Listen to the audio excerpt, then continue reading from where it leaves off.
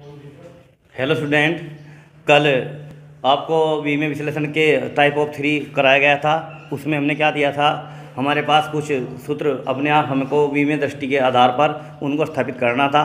उस क्रम में हम आगे की क्वेश्चन और करेंगे। कल क्वेश्चन नंबर आपके पास क्वेश्चन नंबर 19 लिया गया था और उसको प्रूफ कर दिखाया था। तो आज उसी मेथड के आधार पर, मेथड नंबर 3 के आधार पर ही क्वेश्चन को हल करेंगे। अब हमारे पास क्वेश्चन नंबर 21 है। क्वेश्चन नंबर 21 में लिखा गया है, सरल आवर्त गति से दोलन करने वाले पिंड की ऊर्जा E, उसके द्रव्यमान m, आवर्ती n और दोलन आयाम a पर निर्भर करती है। विमीय विश्लेषण विधि द्वारा सिद्ध कीजिए।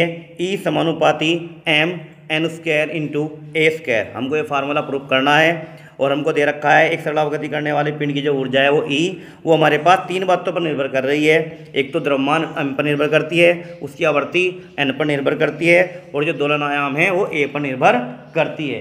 तो हमने क्या किया, यहाँ पर जो कल आपको मेथड बताया था उसके अनुसार उसको हल करना है।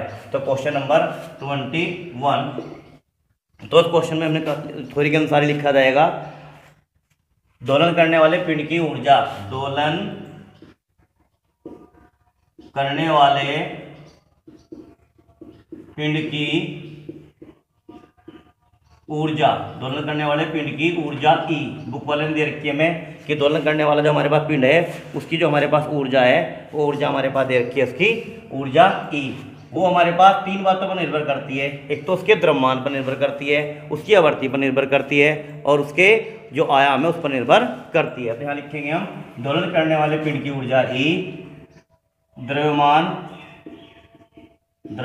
m की a घात पर, द्रव्यमान m की या XYZ मान सकते हैं, m की x घात पर,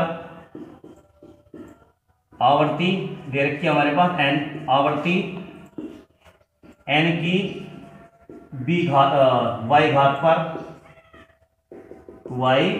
घात पर और हमारे पास आयाम दे रखा है दोलन आयाम, वो दोलन आयाम है हमारे पास a की z घात पर निर्भर करती है। यानी हमारे पास देखा है दोलन आयाम करने वाला जो हमारे पास पिंड है उस पिंड की ऊर्जा E, उसके द्रव्यमान m की x घात पर, आवर्ती n की y घात पर और दोलन आयाम a की z घात पर निर्भर करती है। और हमने तुम्हें बताया था जहाँ भी निर्भर शब्द का हम प्रयोग करते हैं उस निर्भर शब्द का अर्थ होता है हमारे पास समानुपाती से, यानी वो कई 3 बातों पर निर्भर कर रहा है। तो उसके लिए हमारे पास यहाँ पर समीकरण आपको बताई थी कि हमारे पास जो ऊर्जा दे रखी है ये ऊर्जा समानुपाती, आगे हमारे पास 3 कंडीशन दे रखी है, m, n और a। तो हमें क्या करना है, इनको तीनों को गुणा में लिखना है और जो हमने इनकी घात माननी है, m की कितनी घात कर देंगे x, n की कितनी घात कर देंगे y और a की कितनी घात कर देंगे z। तो यहाँ लिखेंगे E समानुपाती m की हमारे पास कितनी घात x और इसके बाद n की कितनी घात y और a की कितनी घात हमारे पास z।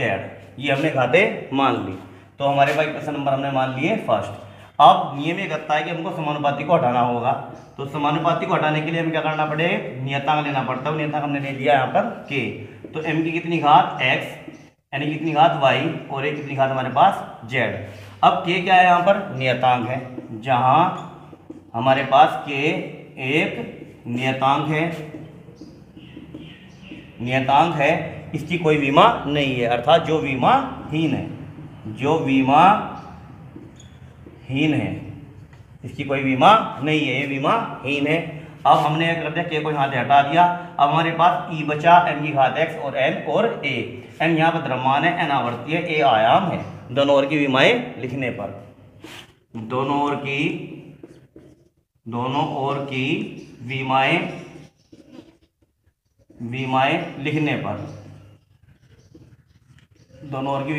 लिखने पर, अब हम क्या करेंगे, दोनों ओर की विमाएं लिखने पर इस तरफ की विमा लिखेंगे और इस तरफ की विमा लिखेंगे। अब हमें विमाएं लिखने से पहले हमको ये पता होना चाहिए कि E यहाँ पर क्या है, M यहाँ पर क्या है, N यहाँ पर क्या है और A यहाँ पर क्या है। E यहाँ पर ऊर्जा है और तुम्हारे पास कोई सी भी ऊर्जा हो हमारे पास, सबकी विमा हमारे पास एक ही रहेगी और वो विमा हमारे पास रहेगी M L2 और T-2। ये हमारे पास ऊर्जा की विमा होती है, बराबर अब के तो हमने छोड़ दिया, विमाहीन है। अब हमारे पास बचा क्या, द्रव्यमान। द्रव्यमान की विमा कितनी होती है हमारे पास, m। तो पावर कितनी इसकी हमारे पास, x। उसके बाद हमारे पास n क्या है हमारे पास, आवर्ती। और आवर्ती के हमारे पास जो विमा होती है, आवर्ती बराबर होता है 1/वर्तकाल। और आवर्तकाल क्या है हमारे पास, t। तो 1/t, जब इसकी विमा निकाल लेंगे तो t-1 हो जाएगी। तो आवर्ती की हमारे पास निकली t-1। और ऊपर हमारे पास पावर है इसकी y। इसके बाद हमारे पास बचता है ए क्या है यहाँ पर, दोलन आयाम। आयाम भी एक प्रकार की हमारे पास दूरी है। हमारे पास दूरी हो, लंबाई, चौड़ाई, ऊंचाई, कोई भी हमारे पास इनमें से भौतिक राशि हो, उनकी सबकी उम्र हमारे पास होती है एल। तो हमारे पास दोलन आयाम भी क्या है हमारे पास, ए है। तो ए की हमारे पास होती है टी, ये एल, इसकी उम्र होती है हमारे पास एल। और पावर कितनी है हमारे पास के ऊपर, जेड। अब हमने क्या किया, इनको सबको एक जगह कर लिया इस प्रकार से। m की पावर कितनी है हमारे पास, x। और इसके बाद हमारे पास m के बाद लिखते हैं l। l की पावर हमारे पास कितनी है, z। उसके बाद t, इसकी पावर हम जब यहाँ गुणा करेंगे तो आ जाएगी -y। ये वैल्यू हमारे पास बन चुकी है। इधर हमारे पास m L2 t-2 प्राप्त हो चुका है। अब हमारे पास विमाएँ तैयार हो चुके हैं यहाँ पर, इधर भी और इधर भी घात भी लग चुकी है। अब दोनों ओर की जो हमारे विमाएँ लिखी हुई है, इनकी घातों की तुलना करने पर, तो हम दोनों ओर की घातों की तुलना करने पर, तो यहाँ लिख दिया हमने तुलना करने पर। लेकिन तुलना कर रहे किसकी, हम इनकी जो घात है हमारे पास लगी उनकी तुलना की जा रही है। तो यहाँ m की घात कितनी है, x। इधर m की घात कितनी है, 1 मान के चलेंगे। m की घात कितनी है, 1। तो x की वैल्यू कितनी है हमारे पास, 1। उसके बाद यहाँ पे l की घात कितनी है हमारे पास, z। इधर l की घात कितनी है हमारे पास, 2। तो यानी z का मान कितना है हमारे पास, 2 आ चुका है। इधर हमारे पास t की घात कितनी है, -y। और इधर t की घात कितनी, -2। तो हमारे पास प्राप्त हो चुका है y बराबर 2। तो हमारे पास x की वैल्यू भी निकल चुकी है, हमारे पास y की वैल्यू भी निकल चुकी है और z की वैल्यू भी निकल चुकी है। अब x का मान भी, y का मान भी, z का मान भी, जो हमारे पास इसमें से नंबर 1 है, इनको मान को वहाँ पर रख देते हैं। तो समीकरण नंबर 1 से, समीकरण 1 से जो हमारे पास x का, y का, z का मान प्राप्त हुआ है, उसको मान हमको समीकरण नंबर 1 में रखने हैं। तो E समानुपाती m की पावर कितनी, x। और x की वैल्यू कितनी हमारे पास, 1। उसके बाद n की पावर कितनी हमारे पास, y। और y की वैल्यू हमारे पास 2। उसके बाद हमारे पास a की पावर कितनी हमारे पास, z। और z की पावर कितनी, z की वैल्यू कितनी हमारे पास, 2। तो उसकी पावर कितनी है हमारे पास, 2 आ चुकी है। तो हमारे पास E समानुपाती m n² a², यही वैल्यू हमारे पास प्रूफ कराई गई थी कि E समानुपाती m × n² × a²। विमा के आधार पर इसको हल कीजिए। तो विमा के आधार पर हमने उसको हल करके इसे प्राप्त कर लिया, E समानुपाती m × n² × a²। तो पर्सन हमने जो कल कराया था, कल भी यही बेस था, और जो आज कराया आज भी यही बेस है। अब एक क्वेश्चन और करा रहे इसका, वो भी इसी आधार पर हमको हल करना है।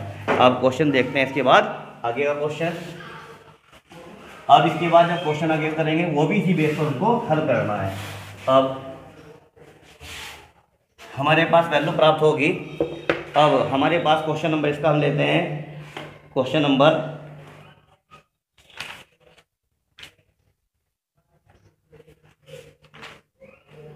नंबर इसका 23 लिखा है। एक उपग्रह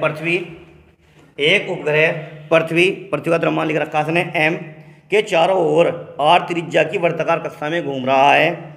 विमीय विधि द्वारा उपग्रह के परिक्रमण काल t के लिए सूत्र की सिद्ध कीजिए। t सूत्र दे रखा है, t समानुपाती √r⁻3/gm, जहाँ g गुरुत्वाकर्षण नियतांक है। जहाँ g क्या है, गुरुत्वाकर्षण नियतांक।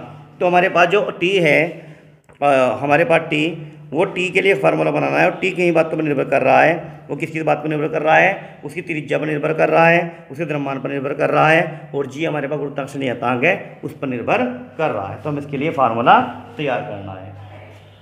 तो यहाँ पर लिखा हमने, जो हमारे पास इसका आवर्तकाल है, इसके आवर्तकाल के लिए कंडीशन बनाएंगे।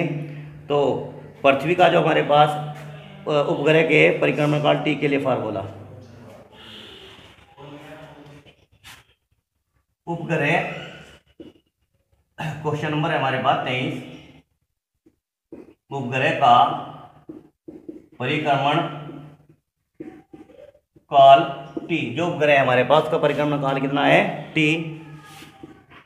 वो निम्न बातों पर निर्भर करता है किस चीज पर, जो उसकी हमारे पास त्रिज्या है, उसकी त्रिज्या यानी पृथ्वी का द्रव्यमान m, के चारों ओर r त्रिज्या की वर्ताकार दिशा में घूम रहा है। उपग्रह का परिक्रमण काल t पृथ्वी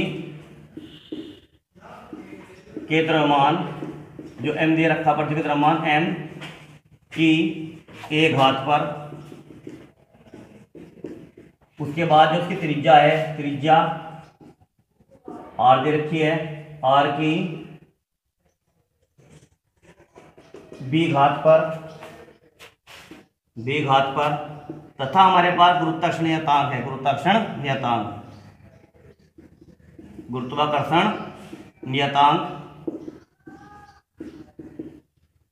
गुरुत्वाकर्षण नियतांक है हमारे पास कैपिटल जी की c घात पर निर्भर करता है। तो कहने का तात्पर्य हुआ हमारे पास जो उपग्रह पृथ्वी के चारों ओर घूम रहा है उसका हमें परिक्रमण काल के लिए सूत्र स्थापित करना है।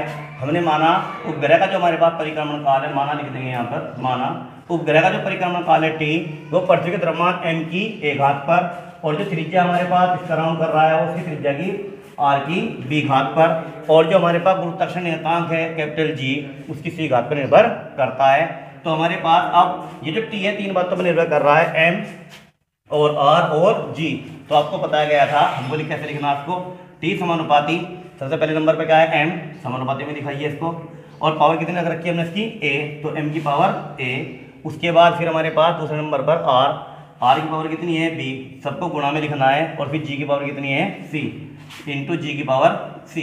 इसको समीकरण नंबर 1 कर दिया। अब उसके बाद हमें क्या करना है, समानुपाती को हटाना है, तो t बराबर हमने क्या लिख लिया यहाँ पर k लिख लिया, तो m की पावर कितनी a, r की पावर b और g की पावर c। अब हमारे पास k क्या है यहाँ पे, एक नियतांक, जहां k एक नियतांक है जो विमाहीन है, अर्थात इसकी कोई विमा नहीं है। अब हम दोनों ओर क्या लिखेंगे, विमाएं इधर की भी और इधर की भी, दोनों ओर की विमाएं लिखने पर, दोनों ओर की विमाएं लिखने पर, अब दोनों ओर की जब विमा लिखेंगे हमें ये पता होना चाहिए कि यहाँ पे t क्या है, m क्या है, r क्या है और g क्या है। तो t हमारे पास क्या है, परिक्रमण काल, यानी एक प्रकार से हमारे पास समय हुआ, और समय की जो विमा होती है हमारे पास वो t होती है, और बड़े कोष्टक के अंदर लिखना है। उसके बाद k को छोड़ दिया, m क्या है हमारे पास द्रव्यमान, और द्रव्यमान की विमा होती है हमारे पास द्रव्यमान m ही होता है, और पावर ऊपर कितनी है इसकी a। अब हमारे पास r है, r एक प्रकार की हमारे पास दूरी है, यानी त्रिज्या है, और दूरी हमारे पास होती है l, तो l की पावर कितनी हुई हमारे पास b। अब हमारे पास बचता है g हमारे पास गुरुत्वाकर्षण नियतांक है, इसकी भी हम अलग से निकाल लेते हैं। अब इसकी हमें निकालने के लिए हमारे पास फार्मूला होता है g m1 m2 बटे r स्क्वायर, और g की हमें निकालनी है हमें f into r square upon m1 into m2। अब विमा निकाल लेते हैं यहाँ पर, जो f है हमारे पास f क्या है यहाँ पर, बल, और बल की विमा होती है हमारे पास m l t-2। अब हमारे पास r हमारे पास दूरी है, इसकी विमा होती है l2, और नीचे हमारे पास ये भी द्रव्यमान और ये भी द्रव्यमान, तो हमारे पास आता है m पावर 2। अब हमारे पास एक m कैंसिल हो जाता है, जब m ऊपर की ओर जाएगा जो हो जाएगा माइनस पावर माइनस की 1, उसके बाद l की पावर 2 ये है, और एक ही हमारे पास l3 हो जाएगा, और ये t-2। तो हमारे पास ये निकल चुकी है किसकी विमा, g की। तो g की विमा आप यहाँ लगाइए, m-1 l3 और t-2, और ऊपर पावर है हमारे पास की c। ये हमारे पास रफ का काम था। अब इसके बाद यहाँ पर चलते हैं, अब हम क्या करना है, t पावर कितनी एक ही है हमारे पास। अब यहाँ पर m की पावर एक जगह लाएंगे, l की पावर एक जगह और t की पावर एक जगह, तो m की पावर कितनी यहाँ पर हमारे पास a, और m की पावर यहाँ पर माइनस की 1 है, और ऊपर पावर कितनी है c, तो हमारे पास बन जाएगी m की पावर माइनस के c। इसको ऐसे लिख लो पहले, l पावर कितनी बन गई हमारे पास b। अब इसमें हमारे पास m की घात बन जाएगी हमारे पास माइनस के c, और 3 की, और c के हमारे पास गुणा होकर बन जाएगा हमारे पास 3c, और t में हमारे पास माइनस के 2 और c माइनस के 2c। अब उसके बाद m की पावर कितनी हमारे पास a, और m की पावर हमारे पास c, गुणा करते हुए घातों को जोड़ देंगे, तो a माइनस c। उसके बाद l की पावर कितनी हमारे पास b, और यहाँ पे है 3c प्लस के 3c। उसके बाद हमारे पास t बचा, t की पावर कितनी माइनस के 2c, तो t पावर इधर कितनी हमारे पास 1, ये पावर है हमारे पास 1। अब हम क्या करेंगे, इधर के और इधर के दोनों घातों के जो हमारे पास लिखी हुई है उनकी तुलना करने पर क्या लिखेंगे, तुलना करने पर। तुलना किनकी करनी है, घातों की करनी है मात्र। यहाँ m की पावर कितनी है, a माइनस सी। इधर हमारे पास m नहीं है तो m की पावर ये भी लिख सकते हैं इस प्रकार से। यहाँ पे इसको m यहाँ पर नहीं है लिखा हुआ तो m की पावर क्या लगाऊंगे यहाँ पर, जीरो। उसके बाद l है यहाँ पर, इधर l नहीं है तो l की पावर भी लगाऊंगे यहाँ पर जीरो। तो हमारे पास यहाँ पर m की पावर a माइनस सी और यहाँ पर m की पावर कितनी है, जीरो। इक्वेशन नंबर बन गई सेकंड। उसके बाद l की पावर कितनी है यहाँ पे, b प्लस 3c और इधर l की पावर कितनी है हमारे पास, जीरो। इक्वेशन नंबर बन चुकी है हमारे पास थर्ड। और इधर t की पावर कितनी है माइनस के 2c और इधर कितनी है हमारे पास पावर 1। तो यहाँ से c की वैल्यू निकाल लेते हैं, c बराबर माइनस की 1/2। अब c की वैल्यू कहाँ पुट कर देते हैं, समीकरण सेकंड में। तो यहाँ तक इसका मान निकाल लेते हैं a का, समीकरण नंबर सेकंड से। जब हम यहाँ पर माइनस का मान रखेंगे तो माइनस माइनस क्या हो जाएगा, प्लस, अर्थात a बराबर हमारे पास प्राप्त होता है माइनस का 1/2। जब वैल्यू यहाँ रखेंगे तो a बराबर c और c की वैल्यू हमारे पास 1/2। तो a की वैल्यू निकल चुकी है। अब हमको वैल्यू निकालनी है किसकी, a निकल का c और b की वैल्यू निकाल लेंगे, b की वैल्यू निकाल लेंगे समीकरण नंबर 3 से, समीकरण नंबर 3 से। अब हमारे पास b की वैल्यू निकालने के लिए हमने क्या किया, b बराबर माइनस की 3c और c की वैल्यू कितनी हमारे पास माइनस की 1/2 और माइनस माइनस आ जाएंगे हमारे पास प्लस और b इक्वल टू बन जाएगा हमारे पास 3/2। तो हमारे पास a की वैल्यू निकल चुकी, b की निकल चुकी और c की। अब हमको क्या करना है, जो हमारे पास इक्वेशन नंबर 1 है तो यहाँ पर हम क्या करेंगे, a की वैल्यू, b की वैल्यू और c की वैल्यू इसके अंदर पुट करेंगे। अब यहाँ पर लिखते हैं समीकरण नंबर 1 से, अर्थात हमको क्या करना, a b c के मान यहाँ पर लगा देने हैं। तो t समानुपाती m पावर a की वैल्यू कितनी है हमारे पास, a की वैल्यू माइनस की 1/2 इंटू r की पावर हमारे पास है b और b की वैल्यू हमारे पास है 3/2 इंटू g की वैल्यू कितनी, c और c का मान है हमारे पास माइनस की 1/2 तो g पावर माइनस 1/2। अब हमारे पास t समानुपाती, ये वैल्यू हमारे पास माइनस है, ये वैल्यू माइनस है, इनको नीचे की ओर ले तो वैल्यू बन जाएगी हमारे पास प्लस। तो r power 3/2 upon m power 1/2 into g power 1/2। अब हमारे पास ये वैल्यू कितनी है, r की घात 3, इसको 1/2 लिख सकते हैं, ये 1/2 ये 1/2, इसका ऐसा लिखा जा सकता है। t समानुपाती r पावर 3 1/2 और नीचे m इंटू जी पावर कितनी 1/2। अब इसकी पावर भी 1/2, उसकी पावर भी 1/2, इसको ऐसा लिखा जा सकता है t समानुपाती r पावर 3 m और g और इसकी पूरे की पावर 1/2। अगर हम इस 1/2 को हटाएं तो क्या बन जाएगा, इसका अंडर रूट बन जाएगा r power 3 upon m g। तो ये बनेगा हमारे पास इस तरह का फार्मूला। हमको यही फार्मूला प्रूव करना था, यानी t समानुपाती अंडर रूट r की घात 3 और बटे कितना mg। इस फार्मूले के द्वारा हम क्या कर सकते हैं, जो उपग्रह पृथ्वी के चारों ओर घूम रहा है वो अपना एक चक्कर कितने समय में पूरा करेगा, इस फार्मूले के आधार पर उसको निकाला जा सकता है। अब इसके कई क्वेश्चन इस तरह के इसमें पर्सनली में दिए हुए हैं, उन क्वेश्चनों को आप इसी बेस पर हल करेंगे और हल करके अगर कोई प्रॉब्लम आ रही है, किसी बीमा में प्रॉब्लम आ रही है तो उसको पूछ सकते हैं। धन्यवाद।